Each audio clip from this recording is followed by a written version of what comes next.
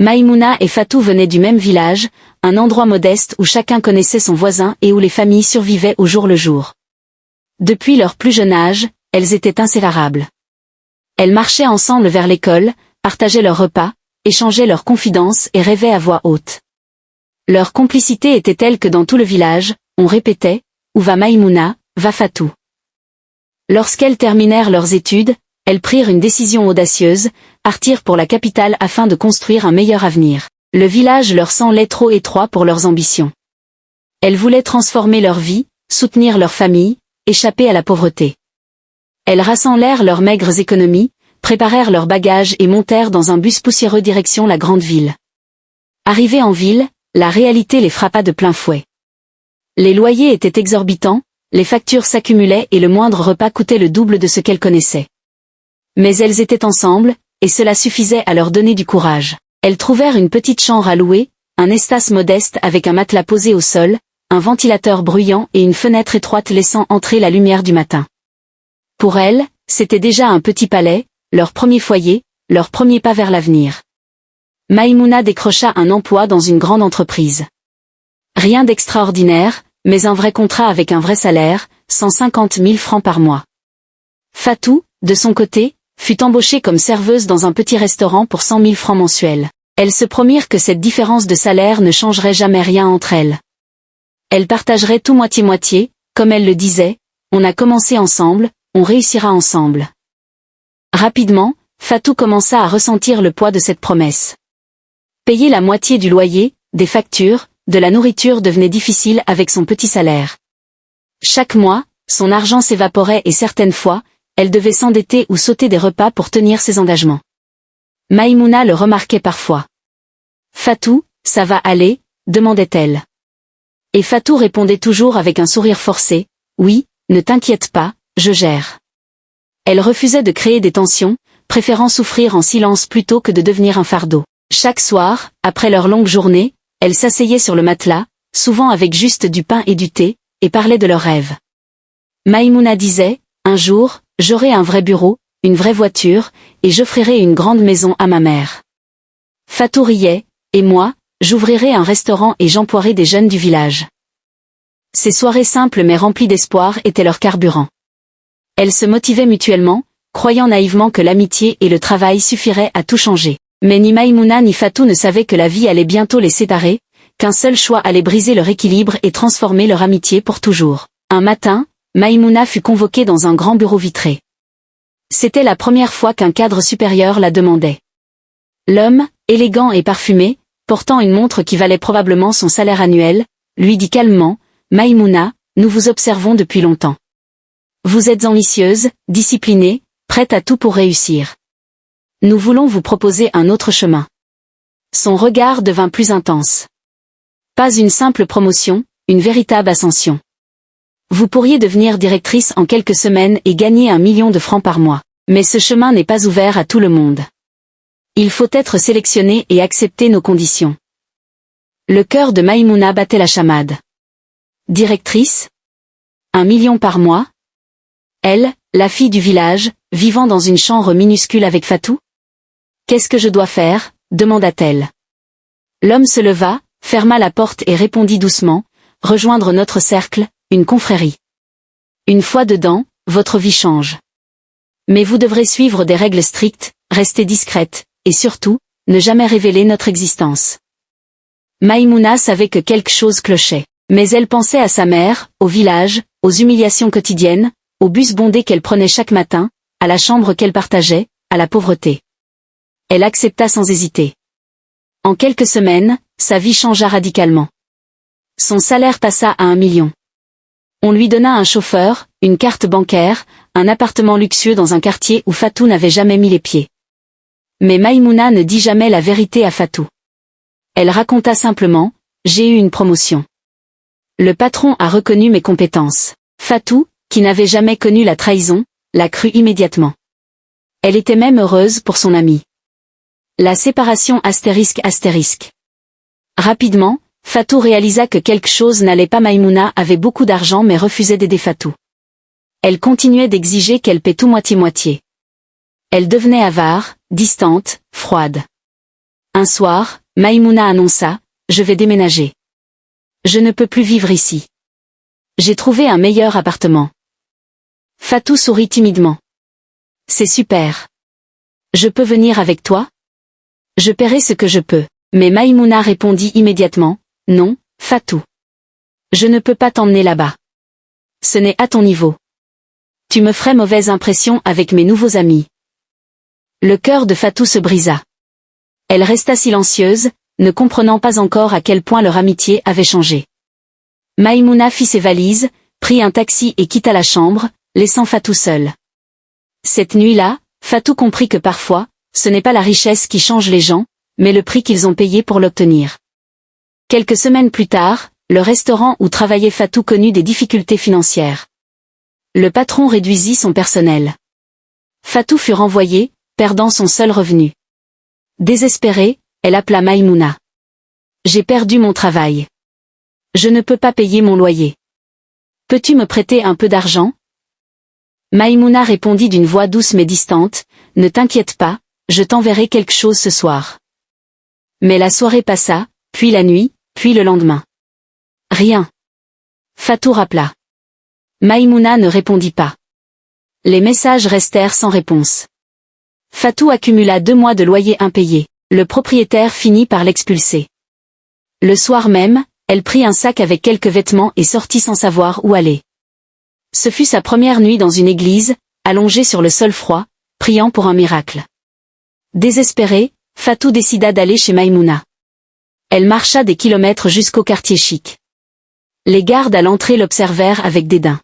« Si elle ne t'a pas invité, tu n'entres pas. » Elle insista. Les gardes devinrent fermes et la poussèrent presque dehors.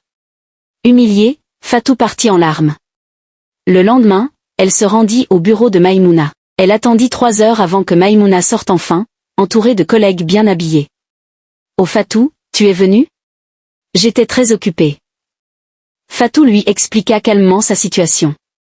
Maïmouna, pour ne pas perdre la face, répondit rapidement, « Envoie-moi un message ce soir, je verrai ce que je peux faire. » Mais Fatou comprit dans ses yeux qu'elle n'allait rien faire.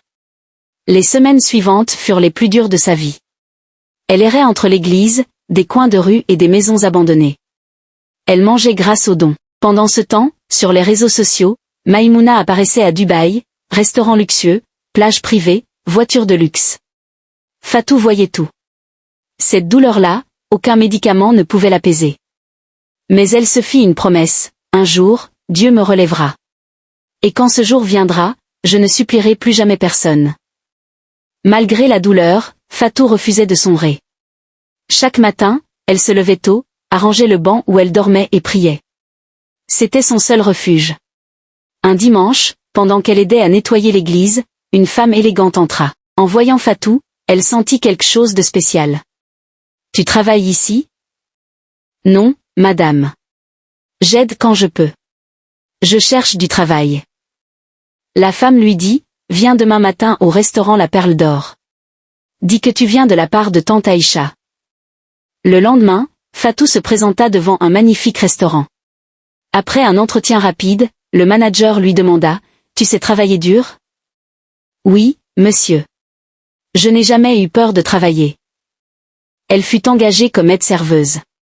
Le premier mois fut difficile, mais Fatou était sérieuse, respectueuse, souriante. Elle ne se plaignait jamais. Petit à petit, elle devint indispensable. Les clients la reconnaissaient. Ses collègues l'appréciaient. Au bout de quelques mois, elle fut promue serveuse. Son salaire augmenta. Elle put louer une petite chambre propre. Pour la première fois depuis longtemps, elle se regarda dans le miroir et sourit. « Je suis en train de me relever. » Un soir, un client influent demanda à Fatou de servir lors d'un événement privé. Elle accepta. Le lendemain, elle se retrouva dans un immense manoir, servant des ambassadeurs, des entrepreneurs, des célébrités. À la fin de la soirée, le maître de maison lui dit, « Je vous recommanderai. Vous méritez d'aller loin. » Dans les semaines qui suivirent, Fatou devint une serveuse recherchée pour les événements prestigieux, soirées d'ambassade, mariages de familles fortunées, cérémonies officielles. Puis un jour, le président de la République lui-même demanda qu'elle serve lors d'un dîner officiel. À la fin de l'événement, Il la félicita devant tout le monde, « Mademoiselle Fatou, des jeunes comme vous font la fierté de notre pays. » Cette phrase changea sa vie. Les médias parlèrent d'elle. Les clients riches se l'arrachèrent.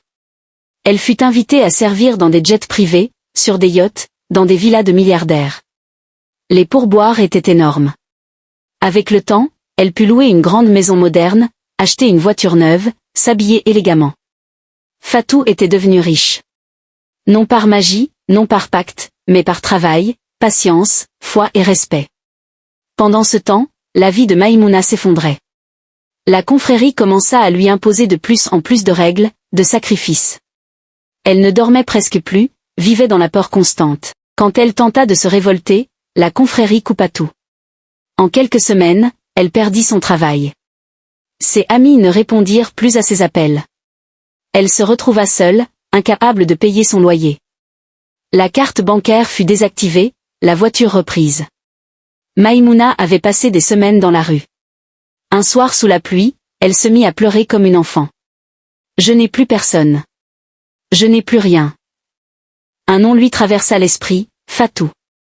Ce soir-là, elle décida d'aller la chercher. Non pour profiter d'elle, mais pour demander pardon. Le lendemain, elle marcha jusqu'au quartier chic où vivait Fatou. Elle hésita longtemps avant de frapper. Fatou ouvrit la porte et resta figée. Elle n'avait jamais vu Maïmouna dans un tel état. « Maïmouna » dit-elle, choquée. Maïmouna tomba à genoux. « Entre » dit Fatou, paniquée. Assise sur le canapé, Maïmouna murmura, « Fatou, je suis désolée. J'ai été horrible. J'ai été égoïste. Je t'ai abandonnée. J'ai tout perdu. » Fatou resta silencieuse. Ce silence portait toute sa souffrance, les nuits dans l'église, la faim, les appels ignorés. « Maïmouna, tu m'as blessée. Tu m'as laissé mourir seule. Tu savais que je dormais à l'église et toi, tu étais à Dubaï. Je sais. Je regrette. Je veux juste une chance. Un endroit pour dormir et un peu de nourriture. Après, je partirai si tu veux. » Fatou la regarda longtemps. Elle vit une femme risée, pas une ennemie. Elle posa une main sur son épaule. « Je vais t'aider. Tu peux rester quelques jours. Mais écoute-moi bien, je t'aiderai, mais on ne redeviendra jamais comme avant. L'amitié, c'est comme un verre. Une fois cassé, même recollé, il garde ses fissures. » Maïmouna sentit son cœur se serrer, mais elle comprit. Elle n'avait plus le droit de demander plus. Fatou lui prépara un repas chaud, lui fit prendre une douche, lui donna des vêtements propres. Elle appela même un ami pour l'aider à retrouver un travail. Ce jour-là, Maïmouna comprit, ce n'est pas la richesse qui fait la valeur d'une personne, mais la manière dont elle traite ce qu'il aime. Astérisque astérisque épilogue astérisque astérisque. L'histoire de Maïmouna et Fatou nous rappelle que la vie ne punit pas, elle révèle simplement les conséquences de nos choix. Maïmouna a choisi le chemin rapide, la richesse facile. Dans cette course, elle a oublié la loyauté, l'amitié, la gratitude. Quand tout s'est retourné contre elle, elle s'est retrouvée seule. Fatou a choisi un chemin difficile, mais elle est restée fidèle à elle-même. Et c'est ce cœur-là que Dieu et la vie ont récompensé. Alors aujourd'hui, 2 questions, si vous aviez été à la place de Maïmouna, qu'auriez-vous fait? Et si vous aviez été Fatou, auriez-vous pardonné?